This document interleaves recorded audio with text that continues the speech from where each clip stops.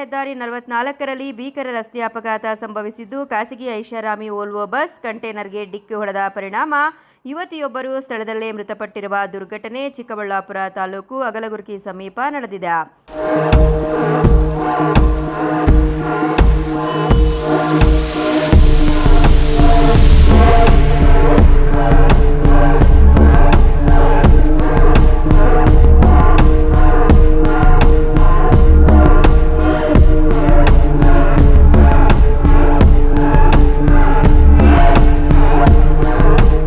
ಹೌದು, ಹೈದರಾಬಾದ್ನಿಂದ ಬೆಂಗಳೂರಿನತ್ತ ಪ್ರಯಾಣಿಸುತ್ತಿದ್ದ ಖಾಸಗಿ ವೋಲ್ವೋ ಬಸ್ ರಾಷ್ಟ್ರೀಯ ಹೆದ್ದಾರಿಯಲ್ಲಿ ಸಾಗುತ್ತಿದ್ದ ವೇಳೆ ಚಾಲಕನ ನಿಯಂತ್ರಣ ತಪ್ಪಿ ಮುಂಭಾಗದಲ್ಲಿ ಸಂಚರಿಸುತ್ತಿದ್ದ ಕಂಟೇನರ್ನ ಹಿಂಭಾಗಕ್ಕೆ ಡಿಕ್ಕಿ ಹೊಡೆದಿದೆ ಎನ್ನಲಾಗಿದೆ.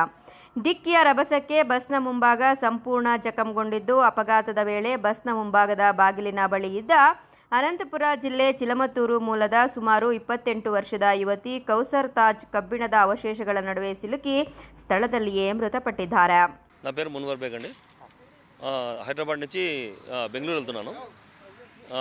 అన్ఎక్స్పెక్టెడ్ గాడి బ్రేక్ డౌన్ అయ్యి నిలబడితే కంటైనర్ బ్రేక్ డౌన్ అయ్యి నిలబడితే నేను మామూలుగా బిలో 80 వస్తున్నాను.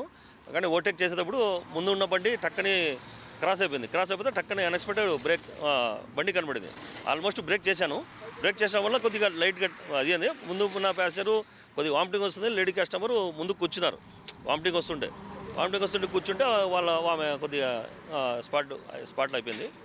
కానీ మన ఓవర్ స్పీడ్ ఉండింటే యాక్చువల్గా ఇది కాకుండా డ్యామేజ్ ఇంకా లోపల ఉన్న ప్యాసింజర్లు కూడా డ్యామేజ్ అవ్వదు. 40 మెంబర్స్ ప్యాసింజర్స్ 40 మెంబర్స్ వాళ్ళు హైదరాబాదు మన Bengaluru Marathahalli. Seat number L13 పేరు ఐడియా లేదు. ఏజ్ 34 డ్రైవింగ్ చేస్తున్నాను సార్. ఇది 5:30 6 o'clock అంటే మేము ఆల్మోస్ట్ 5 o'clock డ్యూటీ చేంజ్ అవుతాం మేము కోడికొండ చెక్ పోస్ట్లో. ఇప్పుడు అక్కడ నుంచి డ్యూటీ చేంజ్ అయిపోయి వస్తున్నాం. అక్కడి నుంచి ఒక హాఫ్ అన్ అవర్ అంతే డిస్టెన్స్. 5 వెహికల్ బస్సు వెళ్తుంది. అది ముందు వెళ్తున్న బస్సు అదే ఆల్మోస్ట్ బస్సు వెళ్తుంది. కంటైనర్ ఆగి ఉంది. హర్యానా రిజిస్ట్రేషన్ బండి అది. మన బ్రేక్ డౌన్ అయ్యి నిలబడింది. అది బండి వెనకాల బండి ఉంటే కనపడదు కదా. బండి ఆల్మోస్ట్ వెళ్తుంది. దాని వెనకాల నేను వస్తున్నాను. అన్ఎక్స్పెక్టెడ్ టక్కని రైట్కి తీసుకుని బండి కనపడింది. ఆల్మోస్ట్ అక్కడి నుంచి బ్రేక్ వేసాను. కాబట్టి వెనకాల బ్రేక్ ఇవి కూడా ఉన్నాయి.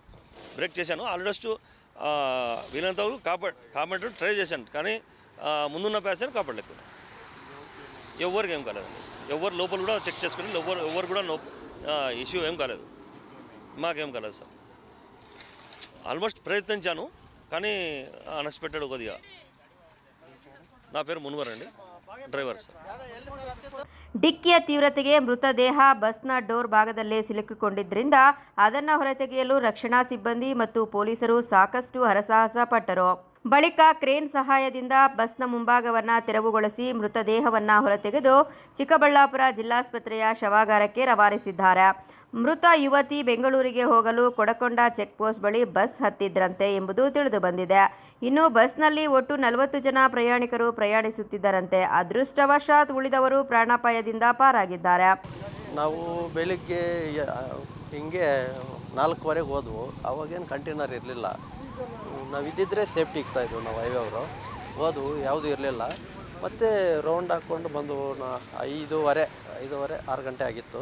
ರೌಂಡ್ ಬರೋಷ್ಟೊತ್ತಿಗೆ ಎಲ್ಲ ಜಾಮ್ ಆಗಿತ್ತು. ಏನಿದು ಜಾಮ್ ಆಗಿದೆ ಅಂತ ನೋಡೋಕ್ಕೆ ಬಂದರೆ ಬರೋಷ್ಟೊತ್ತಿಗೆ ಆಕ್ಸಿಡೆಂಟ್ ಆಗಿತ್ತು. ಆಲ್ರೆಡಿ ಅದರಲ್ಲಿ ಬಾಡಿ ಸಿಕ್ಕಾಕೊಂಡಿದೆ, ಲೇಡೀಸ್ ಅಂತೆ. ಮತ್ತು ನಾವೆಲ್ಲ ಬಂದು ಎಲ್ಲ ಕ್ಲಿಯರ್ ಮಾಡಿಸಿ ಆ ಕ್ರೈನೆಲ್ಲ ತೆಗೆಸ್ಬಿಟ್ಟು ಎಲ್ಲ ಎಳೆದ್ಬಿಟ್ಟು ಅಲ್ಲಿ ಹಾಕ್ಸಿದ್ದೀವಿ. ಮತ್ತು ಇವಾಗ ಆಕ್ಸಿಡೆಂಟ್ ಆಗಿರೋದಿದು ಆ ಕಂಟೈನರ್ಗೆ ಬಸ್ ಹಿಂದ್ಗಡೆಯಿಂದ ಹೊಡೆದಿರೋದು. ಬಸ್ಸು ಕಂಟೈನರ್ಗೆ ಅದರಲ್ಲಿ ಒಂದು ಬಾಡಿ ಸಿಕ್ಕಾಕೊಂಡಿದೆ, ಲೇಡೀಸು. ಅದು ಇವಾಗ ನಾವು ಕ್ರೈನ್ ತರಿಸಿದ್ದೀವಿ. ಎಲ್ಲ ತೆಗೆದು ಆಚೆಗೆ ಹಾಕಿ ಮತ್ತು ನಮ್ಮದು ಆಂಬುಲೆನ್ಸು ಬಂದಿದೆ. ಇದು ಕಂಟೈನರು ನಾವು ಹೋದಾಗ ಇರಲಿಲ್ಲ, ಆದರೆ ರನ್ನಿಂಗ್ ಇತ್ತೋ ಇಲ್ವೋ ಗೊತ್ತಿಲ್ಲ. ನಾವು ಬರೋ ಅಷ್ಟೊತ್ತಿಗೆ ಆಕ್ಸಿಡೆಂಟ್ ಆಗಿದೆ.